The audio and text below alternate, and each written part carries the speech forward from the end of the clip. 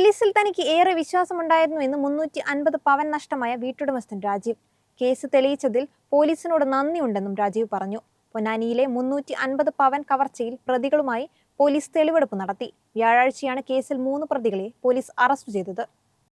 പൊന്നാനിയിൽ പ്രവാസി വ്യവസായിയുടെ അടച്ചിട്ട വീട്ടിൽ മോഷണം നടത്തിയ കേസിലെ പ്രതികളെ കവർച്ച നടന്ന വീട്ടിലെത്തിച്ച് തെളിവെടുത്തു. 3 പ്രതികളിൽ 2 പേരെയാണ് പ്രവാസി വ്യവസായി രാജീവിന്റെ വീട്ടിലെത്തിച്ച് തെളിവെടുത്തത്.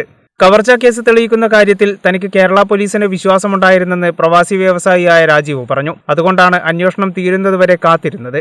ഒരു തരത്തിലുള്ള തെളിവുകളും മുന്നിലില്ലാത്ത കാരണം വലിയൊരു പീഡനമായിരുന്നു. അപ്പോൾ ഒരു സാറ് പറഞ്ഞ ഷാഡോ വർക്കിൽ ലാസ്റ്റ് 2 months ആയിട്ട് വളരെയധികം അവിടെ നിന്നാണ് ശരിക്കുള്ള ഡെവലപ്മെൻ്റ് എല്ലാം സ്റ്റാർട്ട് ചെയ്തത്. 2.5 months ഉള്ളിലായിട്ടുള്ള സാറ് പറഞ്ഞത് കറക്റ്റ് തന്നെയാണ്. അപ്പോൾ എല്ലാ ഇൻഫർമേഷനും നമ്മളെയുള്ള മുതൽ നമ്മൾ ഫോളോ അപ്പ് ചെയ്ത് തന്നെ പറ്റുള്ളൂ. അപ്പോൾ ഞാനും പോലീസിൻ്റെ പിന്നാലെ തന്നെ അതിൻ്റേതായിട്ടുള്ള ഫോളോ അപ്പിൽ ഇത്രയും മാസമായിട്ട് ഇതിൻ്റെ പുറകിൽ തന്നെയായിരുന്നു. കൃത്യമായ അന്വേഷണത്തിലൂടെയാണ് പോലീസ് പ്രതികളെ പിടികൂടിയത്. അതിൽ തനിക്കേറെ സന്തോഷമുണ്ട്. കേരള പോലീസിനോട് തീർത്താൽ തീരാത്ത നന്ദിയുണ്ടെന്നും രാജീവ് പറഞ്ഞു.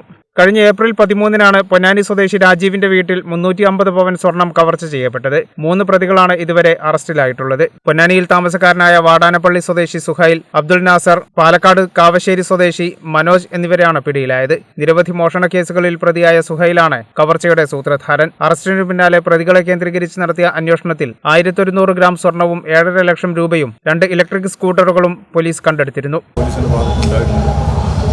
ഇവിടുത്തെ DSP, SP, പിന്നെ ഇവിടുത്തെ നമ്മുടെ മറ്റുള്ള ഉദ്യോഗസ്ഥന്മാർ, ഇവിടുത്തെ CA പോലീസുകാരൊക്കെ വന്നു ഒരു പ്രത്യേക ടീമിനെ തന്നെ അതിന് നിശ്ചയിച്ചു.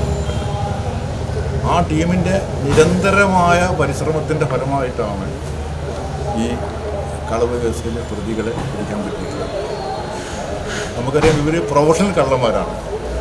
കേരള വിഷൻ, പൊന്നാനി.